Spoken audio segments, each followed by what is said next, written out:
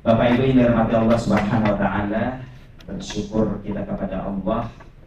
Hari-hari ini kita memasuki bulan Syawal selepas Ramadan.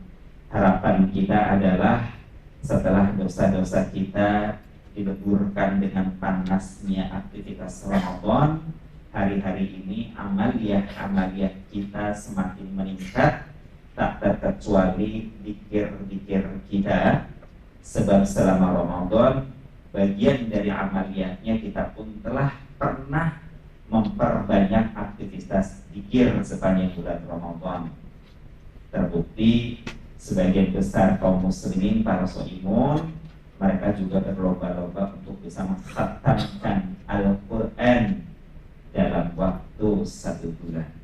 Semarak itu zikir-zikir dengan tilawatil Al-Quran.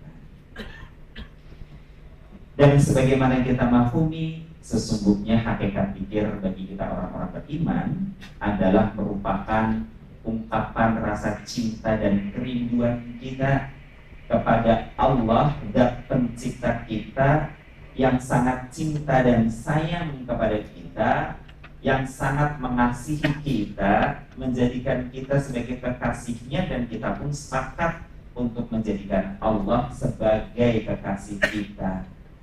Makanya kalau kita merujuk kepada ayat Al-Quranul Karim, khususnya surah Al-A'raf ayat 172, yang di handphone ada menu Al-Qurannya, boleh dibuka. Surah Al-A'raf ayat 172. Di sana ada penggambaran yang sangat indah, bagaimana ketika Allah Subhanahu wa taala hendak melepas kita, makhluk ciptaan yang sangat dicintainya, yang sangat dikasihinya, untuk bertugas merantau di alam yang bernama negeri dunia. Itu ibarat seorang kekasih akan melepas belahan jiwanya. Itu berat untuk melepas, Pak Bu. Dan berbagai macam ritual kemudian terjadi.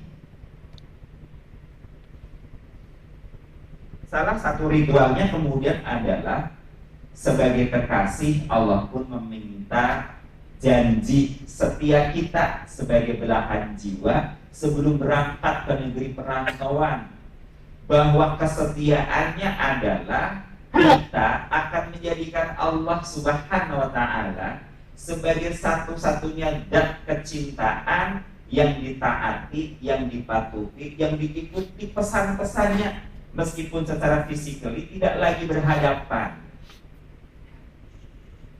Dan kita juga dipinta oleh Allah untuk yakin bahwa Allah sebagai Sang Maha Kekasih, la yukhliful mi'ad, tidak akan pernah berkhianat kepada kita.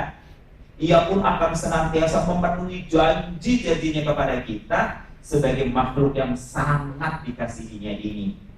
Nah, di sana kemudian Allah menyebutkan, a'udzubillahi minasyaitonir rajim. Wa id akhadha rabbuka min bani adam min zuhurihim dzurriyyatahum wa ashhaduhum ala anfusihim alastu bi rabbikum qalu bala syahidna. Dan ingat-ingatlah ketika Allah Subhanahu wa taala Sang Maha Kekasih hendak mengeluarkan anak keturunan Adam dari tulang sulbi mereka, mengirim ke negeri perantauan bernama alam dunia, wa ashhaduhum ala anfusihim. Kemudian Allah meminta janji setia kita, meminta sumpah setia dari ruh-ruh yang akan dikirim ke permukaan bumi itu dengan satu kalimat, alastu bi rabbikum, bukankah aku adalah Tuhan satu-satunya yang sangat kamu cintai, yang kelak kamu taati meskipun tidak secara fisik kita berhadapan, kau akan berjanji untuk taat kepadaku? Dan kita menjawab, qalu, dan arwah itu menjawab, bala syahidna, ya Allah, kami angkat kesaksian sumpah kesetiaan ini. Antaqulu yaumal qiyamah inna kunna an hadza ghafilun. Sengaja aku lakukan sumpah setia sebagai seorang kekasih yang siap taat kepadaku ini, supaya kelak kamu tidak mengatakan inna kunna an hadza ghafilun. Sungguh ya Allah, aku abai, aku lupa dengan sumpah kesetiaan ini. Gak bisa lagi. Sebagai seorang kekasih, kita sudah pernah terikat dengan sumpah setia kepada Allah bahwa di negeri perantauan ini kita hanya akan mentaatinya sebagai Sang Maha Kekasih. Kenapa? Karena Sang Maha Kekasih itulah yang memberi kita hidup dan kehidupan. Sang Maha Kekasih itulah yang paling setia di antara segala kesetiaan. Ia meminta kita berjanji setia, Ia pun setia kepada kita. Makanya begitu kita sudah terpisah secara fisik dari hadapan Allah Subhanahu wa Ta'ala, merantau di negeri dunia, Allah meminta agar kita banyak mengingat Dia. Surah Al-Ahzab ayat 40 dan 41 menegaskan tentang hal ini. Ini permintaan yang paling tulus dari seorang kekasih. Ya ayyuhalladzina amanu, wahai orang-orang yang di dadanya ada dua kalimat syahadat, kalian adalah orang-orang yang sangat aku kasihi, aku sayangi. Udzurullaha dzikran katsira. Ingatlah kepada Allah dengan ingatan yang sebanyak-banyaknya. Maka mentalitas seorang kekasih adalah ia senantiasa ingat kepada kekasihnya sebagai bagian dari kerinduannya. Dan ketika ia ingat kepada kekasihnya, maka ia akan banyak menyebut namanya. Dan Allah menambahkan dengan kalimat wasabbihahu bukratan wa asila, dan sucikanlah asmanya. Berprasangka baiklah kepadanya di setiap pagi dan sore hari. Makanya setelah sholat, ucapan zikir kita salah satunya disebutnya dengan tasbih. Lafaznya berbunyi Subhanallah. Maknanya jadi apa Pak Bu? Ya, Maha suci Allah dari segala apa yang aku sangkakan. Jadi dalam kehidupan ini, ketika ada dzikir, ada ganjalan akan berprasangka buruk kepada Allah Subhanahu wa Ta'ala, segera kita harus mengatakan Subhanallah, Maha suci Allah dari segala apa yang aku sangkakan. Sang Maha Kekasih itu senantiasa memantau kita, senantiasa memenuhi janjinya kepada kita bahwa Dia akan senantiasa memenuhi, mencukupi hak-hak hidup dan kehidupan kita.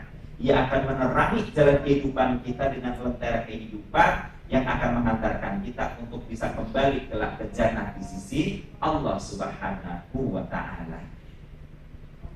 Nah, maka ketika kemudian Allah Subhanahu wa Ta'ala memerintahkan kita untuk senantiasa banyak mengingatnya, yang dipinta oleh Allah adalah dalam segala keadaan.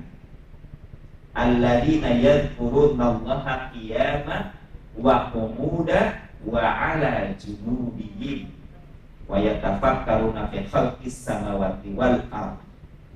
Dan mereka itu adalah orang-orang yang senantiasa mengingat Allah Subhanahu wa Ta'ala, baik dalam keadaan berdiri, dalam keadaan duduk, maupun berbaring. Dalam segala situasi dan kondisi itu pun mereka bukan sekedar ingat asma Allah, tetapi mereka juga tafakkur akan ciptaan-ciptaan Allah Subhanahu wa Ta'ala. Dan puncaknya pun kemudian sama, yakni mensucikan Allah Subhanahu wa Ta'ala. Rabbana ma khalaqta hadza batila subhanaka faqina adzabannar. Puncak dari zikir kita adalah kita mengatakan, ya Allah, sungguh Engkau ciptakan segala sesuatu itu dengan tidak sia-sia. Maha suci Engkau ya Allah. Melihat orang jelek, bukan sekedar jelek, super jelek. Pernah lihat yang begitu? Pernah? Perasaan kita gimana? Kita bilangnya apa? Iya, orang jelek banget ya, gue jijik, begitu? Coba yang cowok pernah nggak ditaksir sama cewek jelek banget? Udah mukanya jerawatan, hidungnya amblas ke dalam, giginya nongol ke depan, kemudian datang kepada kita, gue naksir sama lu. Pernah digituin nggak Pak? Oh enggak ya, bersyukurlah Pak. Saya mendengar kisah yang seperti ini Pak Bu. Si cowoknya ngeludahin ceweknya, Cuman najis temennya kalpon, sudah pepor kon Pak. Kira-kira orang mana nih? Orang Tegal. Jadi cowok Tegal ditaksir sama teman sekelasnya gara-gara teman ceweknya jelek, diludahin. Dia kata-katain, jijik ini Pak, menjijikkan muka lu. Pas sudah dewasa per hari ini Pak Bu, ceweknya merantau ke Hong Kong. Meskipun profesinya sebagai pembantu rumah tangga, tapi kehidupan metropolitan di sana kan luar biasa Pak Bu. Entah apa yang terjadi dengan si cewek, mukanya berubah menjadi virus, hidungnya mancung, glowing kulitnya. Begitu ditunjukin sama si cowok, kebetulan cowoknya sudah diundang, mau kenal sama cewek nggak mau. Nih cewek kok, gila, ayo nemen ya, yang pengen ge, katanya gitu. Begitu singkat citra ngobrol, akhirnya menyebutkan nama asli. Begitu disebutkan nama asli, sang cowok gemeteran. Kemudian dia komplain sama anak comblangnya yang teman sekelas juga. Saya kan orang ngomong juga disari, non sih, men. Ya ayo nemen saya kia. Tuh, Pak Bu. Jadi kalau melihat fenomena ciptaan jelek, kita harusnya bilangnya apa? Subhanallah. Maha suci Allah. Allah hadirkan fenomena keburukan itu bukan untuk menyiksa kita. Maha suci Allah dari segala apa yang aku sangkakan. Dan bagusnya justru kita melihat diri kita bilang, alhamdulillah ya Allah, Engkau ciptakan aku lebih baik daripada dia. Semoga dia dalam keadaan jelek senantiasa bersabar. Bisa ngomong gitu Pak? Oh insya Allah baru mau akan apa udah pernah nih? Ya intinya begitu deh. Bagian Pak Bu dari tasbih zikir kepada Allah, qiyama wa qu'uda wa ala junubihim. Belum tentu juga yang jelek akan selamanya jelek. Kalau tiba-tiba berubah cantik begitu gimana? Minder akhirnya, ya kan? Ibarat orang bertanding, kira-kira menang set apa kalah set tuh? Pak Bu, roda kehidupan juga akan berputar. Makanya Allah memerintahkan kepada kita, uzkurullah dzikran katsira, ingat kepada Allah dengan ingatannya sebanyak-banyaknya. Melihat fenomena yang bagus. Ada yang berasal dari daerah, zaman dulu disebutnya desa IDT. Pertama kali ke Jakarta lihat gedung di mana Pak Bu? Yang dikagumi gedungnya, apa yang membuat gedungnya, apa pencipta yang membuat gedungnya di Pak Bu? Nah harusnya kan begitu, ya kan? Mestinya kita tidak euforia dengan fenomena gemerlap kemegahan dunia. Gara-gara begitu makanya Pak Bu, maaf nih bentuk maaf. Sampai hari ini kadang saya masih dengar selentingan kalimat begini, Pak Ustadz, katanya di Mekah itu kalau kita di tanah air berbuat jahat akan dibalas ya. Sebenarnya bukan begitu. Kita inferior melihat masjid yang begitu megah besar. Kita dari desa yang tidak ada bangunan besar begitu, kita udah minder duluan. Udah gemeter-gemeter, tunak-tunuk, kesenggol jatuh, gabruk, terus dibilangnya, tuh kan kamu sih di tanah air jahat, jadi di sini dibales. Tangga kita inferior dan salah menempatkan dzikir. Mestinya melihat fenomena bangunan megah yang dikagumi siapa? Allahu jamil wa yuhibbu ajama. Jadi wah, masya Allah, roh megah banget itu bangunan yang membuat pasti orangnya pintar. Tapi Engkau ya Allah, Sang Maha Pencipta, menciptakan orang yang sangat pintar sehingga mampu menciptakan gedung yang megah mewah. Ya, sehingga kita tidak inferior, tidak gampang minder, tidak rendah diri, tidak diinjak-injak oleh orang lain. Sehingga dengan zikir kita akan punya bargaining power, akan punya izzah, punya kehormatan dan harga diri. Ini nanti kalau bicara tentang hikmahnya zikir, ini baru salah satu. Nah, kembali lagi ya, bahwa zikir ini adalah merupakan ungkapan rasa cinta dan kerinduan kita kepada Allah Subhanahu wa taala, Bapak Ibu. Karena kita ini berjarak jauh dari hadapan Allah Subhanahu wa taala dalam versi dunia kita secara langsung, kita tidak melihat Allah. Makanya Allah sebagai Sang Maha Kekasih memberikan media pertemuan. Kalau orang sekarang memadu kasih jarak jauh disebutnya apa ya Pak Bu? Apa? Cinta jarak jauh disebutnya apa? Iya, jangan takut disebut. Enggak, ini lagi ngomong. Cinta jarak itu disebutnya, istilah kerennya apa? L. Oh, bukan orang sosialitas sih ya, kayaknya alim semua nih kami media sosial nih. Yang cinta jarak jauh sering disebut LDR. Pak Bu, Allah menyediakan media ini. Apa media untuk LDR-nya? Yang terikat namanya as-sodah. Dan hebatnya Allah, karena dia sangat cinta dan mencemaskan kita, bakal lepas dari pandangannya, lepas dari genggamannya, lepas dari kesetiaan terhadap janjinya. Allah minta kita apel, Pak Bu. Karena apa? Karena Allah kangen sama kita. Sang Maha Kekasih ketika kangen, maha kangen, dicari kita, Pak Bu, dipanggil kita, dan gak tanggung-tanggung. Allah karena kangen sama kita, sehari minta diapelinya sebanyak 5 kali. Bapak Ibu kalau lagi jatuh cinta, apelnya berapa kali?